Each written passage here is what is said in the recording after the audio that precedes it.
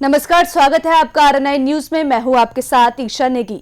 Bulletin की शुरुआत करते हैं आत्मनिर्भर बनते उत्तर प्रदेश की एक अच्छी खबर के साथ। इस बार दीपावली पर यूपी की एक जिला एक उत्पाद योजना यानी ODOP योजना में शामिल उत्पादों की महक पूरे देश में फैलने की तैयारी है। सूत्रों के अनुसार प्रदेश के ODOP सेल ने 13 प्रमुख जिलों के उत्पादों की टोकरी तैयार की है, जिसे मुख्यमंत्री योगी आदित्यनाथ दिवाली के अवसर पर राष्ट्रपति रामनाथ कोविंद और प्रधानमंत्री नरेंद्र मोदी समेत सभी केंद्रीय मंत्रियों को भेंट करेंगे। इसमें गोरखपुर के टेराकोटा के लक्ष्मी गणेश की प्रतिमा, डिजाइनर दिए और सिद्धार्थनगर का काला नमक चावल प्रमुख तौर पर शामिल है।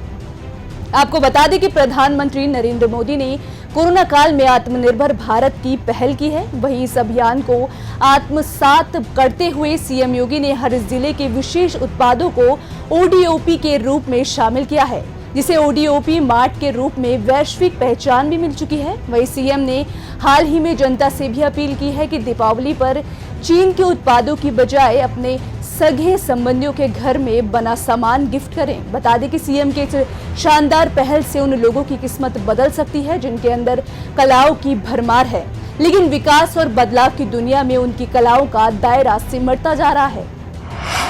और अब खबर यूपी में नौकरी और सेवा योजना की आस लगाए बैठे युवाओं के लिए। आपको बता दें कि उत्तर प्रदेश में सीएम योगी की पहल पर दीपावली के बाद मिशन रोजगार का आगाज हो रहा है।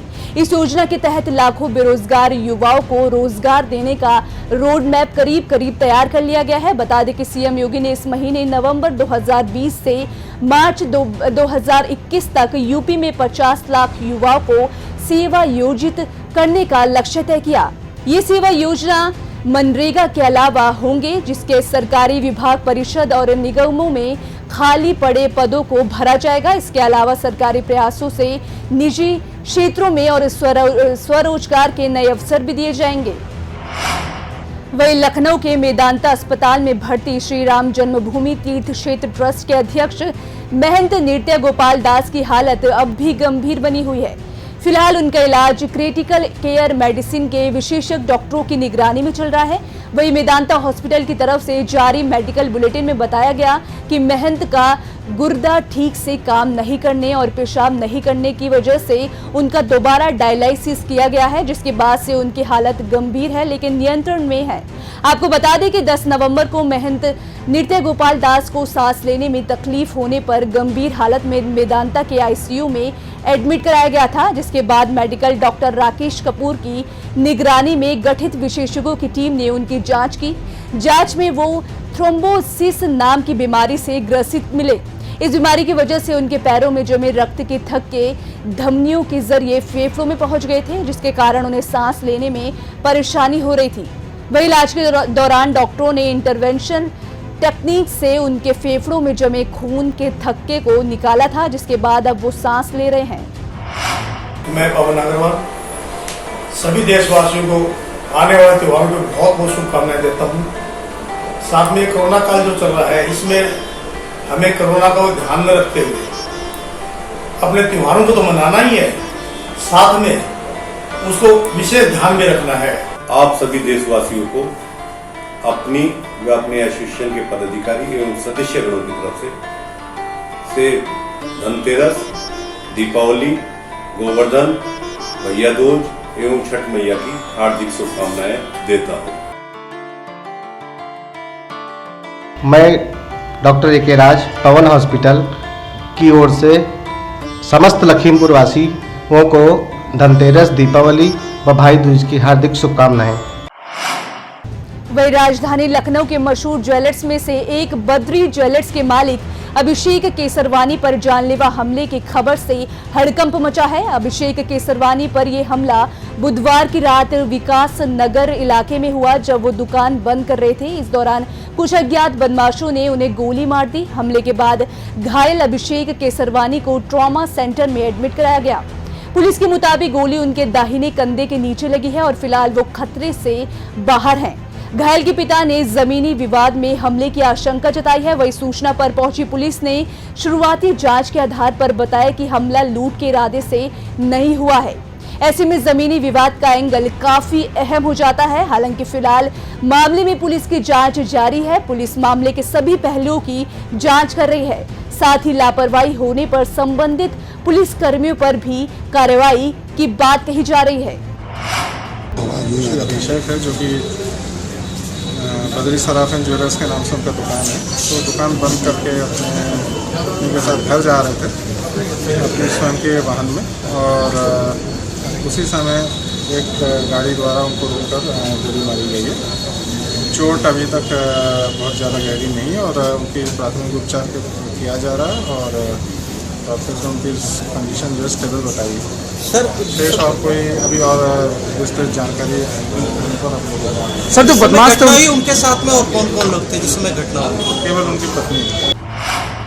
अब खबर प्रयागराज से है, जहां सोशल मीडिया पर एक समुदाय विशेष की भावनाओं को आहत करना महिला यूट्यूबर को भारी पड़ रहा है। हिंदू देवी देवताओं पर अभद्र टिप्पणी करने के मामले में करीब 2 महीने से जेल में पड़ी महिला यूट्यूबर सना उर्फ हीर खान को जिला कोर्ट ने जमानत देने से इनकार कर दिया। जिला कोर्ट से राहत नहीं मिलने के बाद अब हीर हाई कोर्ट से राहत की अपील कर सकती है। आपको बता दें कि हीर को 24 अगस्त को प्रयागराज के खुलदाबाद इलाके से गिरफ्तार किया गया था। हीर पर आरोप है कि वो करीब 2 साल से सोशल मीडिया पर एक समुदाय विशेष के खिलाफ नफरत फैलाने का एजेंडा चला रही थी। इसके लिए हीर ने बाकायदा यूट्यूब पर एक चैनल बनाया था। यूट्यूब पर वो अपने भड़काऊ बयानों का वीडियो बनाकर अपलोड करती थी। अपने वीडियो में वो धर्म विशेष की देवी देवताओं को खूब गालियां भी देती थी। उसके कई बयान इतने भड़काऊ और आपत्तिजनक है कि उन्हें टीवी पर चलाया या किसी को भी सुनाया नहीं जा सकता। इसके अलावा वो सीएए और एनआरसी के मुद्दे पर भी वो न सिर्फ काफी मुखर रही, बल्कि आरोप है कि आंदोलनों में बढ़ चढ़ कर हिस्सा भी लेती थी। लेकिन अब उसे ये सबब करना भारी पड़ रहा है। इस खबर पर और अधिक जानकारी के साथ प्रयागराज से जुड़ रहे हैं संवाददाता कुश कुमार। कुश, क्या है ये पूरा मामला? क्या जिला कोर्ट से जमानत नहीं मिलने के बाद अब हीर हाई कोर्ट का दरवाजा खटखटाएगी? प्रयागराज में एक यूट्यूब चैनल चला रहे हीर खान जो हैं, उनको 2 महीने पहले पुलिस ने गिरफ्तार कर लिया था हिंदू देवी देवताओं को भड़काने को लेकर के।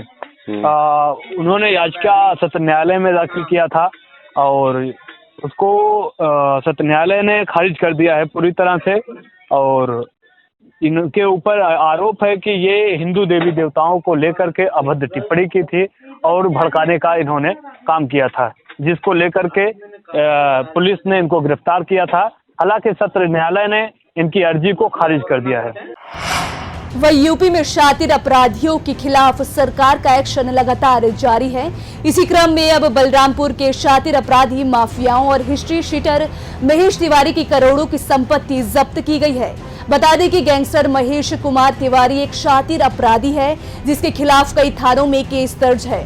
फिलहाल आरोपी महेश तिवारी जेल की हवा खा रहा है, जिसके खिलाफ गैंगस्टर एक्ट के तहत कार्रवाई करते हुए पुलिस ने उसकी 95 बीघा जमीन जब्त कर ली है। जब्त की गई जमीन करीब 3 करोड़ रुपए आकी जा रही है। आपको बता दें कि इससे पहले सरकार के निर्देश पर पुलिस ने बाहुबली अतीक अहमद और माफिया डॉन मुख्तार अंसारी समेत अन्य कई अपराधियों के खिलाफ भी ऐसी कार्रवाई कर चुकी है। वही पुलिस की ताबड़तोड़ एक्शन का भय अपराधियों में साफ दिख रहा है। पुलिस की कार्रवाई से डरे सहमे बदमाश अपनी सलामती के लिए खुद ही सरेंडर कर रहे हैं। लेकिन महेश तिवारी पर हुई कार्रवाई अब तक के सबसे बड़े एक्शन में से एक है। इसी खबर पर और अधिक जानकारी के साथ बलरामपुर से जुड़ रहे हैं संवाददाता चंद्रिका पाल मिश्रा। चंद्रिका, जैसे ही महेश तिवारी कई मामलों में आरोपी हैं, लेकिन क्या कुछ पता चल सका है कि उसके खिलाफ ये कार्रवाई किस मामले में हुई है? वही मथुरा जनपद के गोविंद नगर थाना क्षेत्र में मसानी चौराहे पर 30 अक्टूबर की रात मिले हाथरस के अंतर्राष्ट्रीय पहलवान के शव मामले में एक हैरान कर देने वाला खुलासा हुआ है। मामले में पुलिस ने आगरा की एक महिला शकुंतला देवी को गिरफ्तार किया है। आरोप है कि पहलवान के अंतिम क्षणों में महिला उसके साथ मौजूद थी। पुलिस की पकड़ में आई महिला ने बताया कि पहलवान की मौत दवाओं के ओवरडोज के कारण हुई थी। आपको बता दें कि पहलवान का शव मसानी चौराहे पर अंग्रेजी शराब के ठेके के पास मिला था। पूछताछ में महिला ने बताया कि दवाइयों की ओवरडोज के कारण पहलवान की तबीयत बिगड़ी तब वो उन्हें मसानी चौराहे पर छोड़कर चली गई थी। वही एलएलबी के रिजल्ट में गड़बड़ी को लेकर लखनऊ विश्वविद्यालय के छात्रों का प्रदर्शन जारी है। फिर से परीक्षा कराने की मांग को लेकर छात्र आज फिर एकजुट हुए और विश्वविद्यालय परिसर में विरोध प्रदर्शन किया। छात्रों के प्रदर्शन को देखते हुए जहां गेट नंबर 1 पर ताला लगा दिया गया, वहीं छात्रों की भारी संख्या को देखते हुए मौके पर भारी संख्या में पुलिस बल भी पहुंच गई।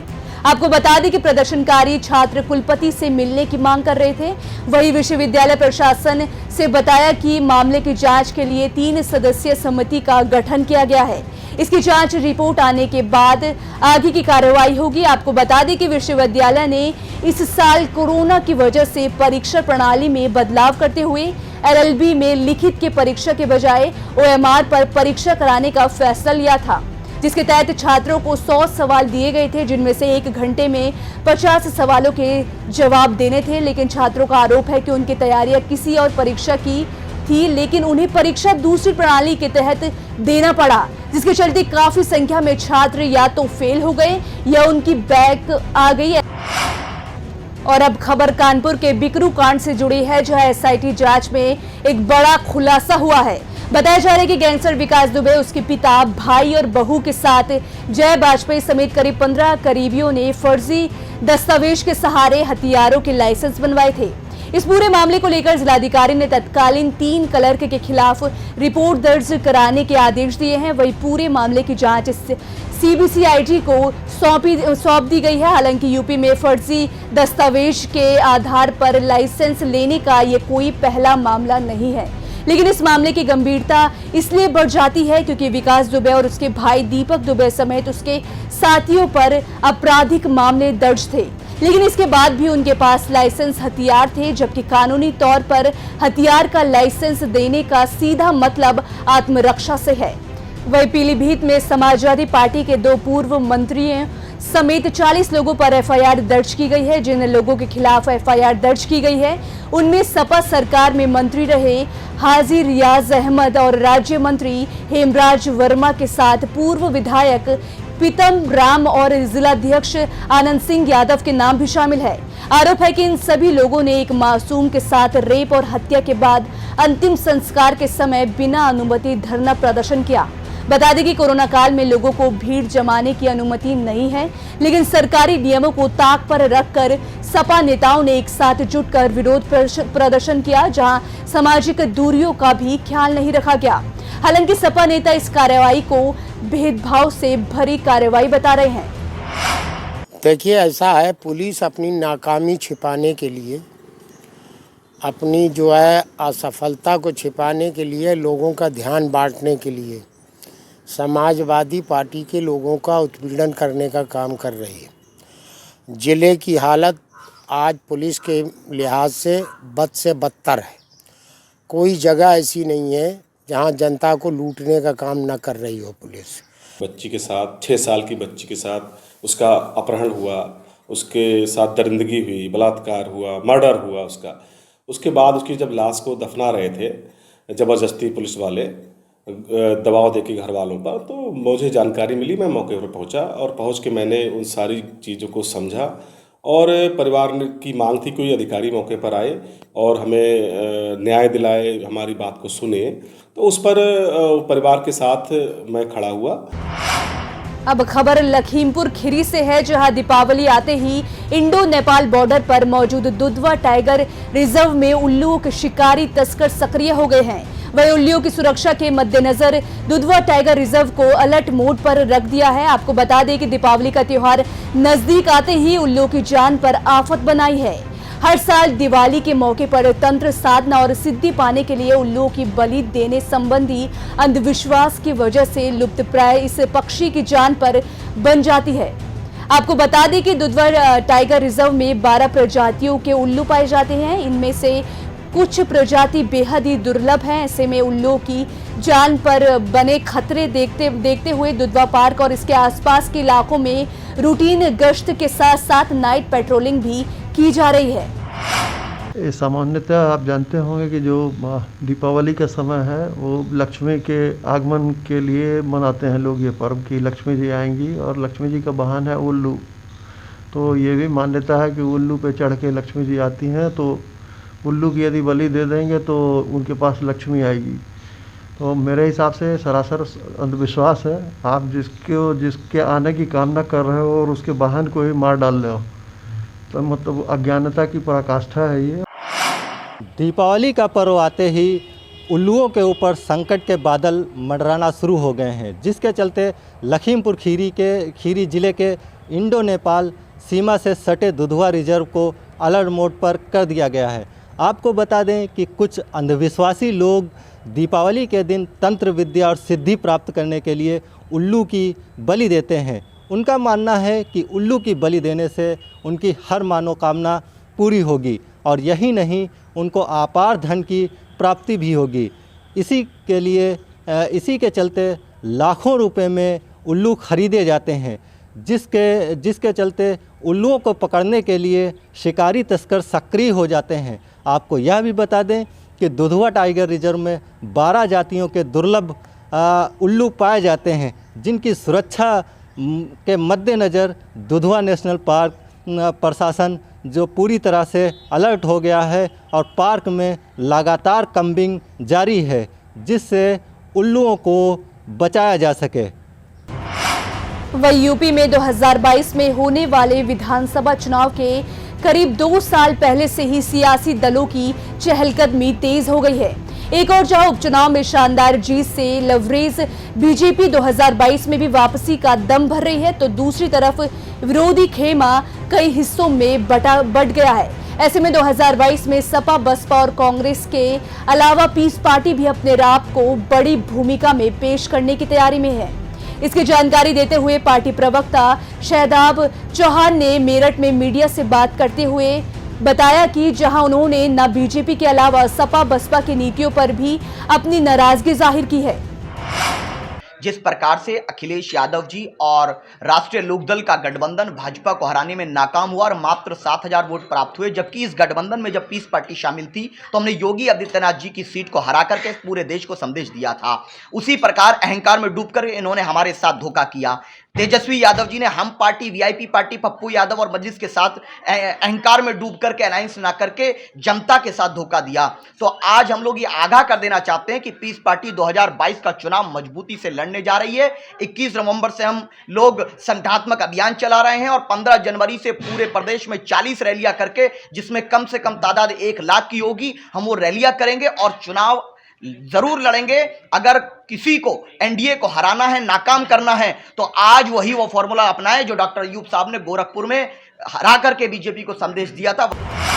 वही सहारनपुर में एक प्रेमी को प्रेमिका से मिलने उसके गांव जाना भारी पड़ गया। पूरा मामला जनपद के सदर बाजार क्षेत्र के इलाहीपुरा कॉलोनी का है, जहां शामली का रहने वाला युवक देर रात अपनी प्रेमिका से मिलने उसके घर पहुंचा, लेकिन यहां मकान मालिक ने दोनों को रंगरलियां मनाते हुए दबोच लिया। वहीं देखते ही देखते मौके पर आस पड़ोस के लोग की भीड़ जमा हो गई और प्रेमी की जमकर पिटाई कर दी। वही सूचना पर पहुंची पुलिस ने युवक को पूछताछ के लिए हिरासत में ले लिया। वही युवती की मां ने बताया कि इसी लड़के के कारण उसकी बेटी की पहली शादी भी टूट गई थी, लेकिन अब वो शादी से भी मुकर रही है। नाम इस लोंडे ने क्या नाम इसकी शादी करी, तुड़वा दी, मैंने 2 बीघे जमीन बेच के बढ़िया ब्याह करा, इसका शादी करी, इनने उसमें रखी क्या नाम इसे धगा, उसमें धोखे में मैं तेरे साथ शादी करूंगा। कल मैं चली गई क्या नाम अपने गांव में, तो इसने क्या नाम मेरे से बाद में आया लड़का, यहाँ पूरी रात रहा इस लड़की के दौरे और अब ना शादी को मना कर रहा उनको मैं निकाह नहीं करने की।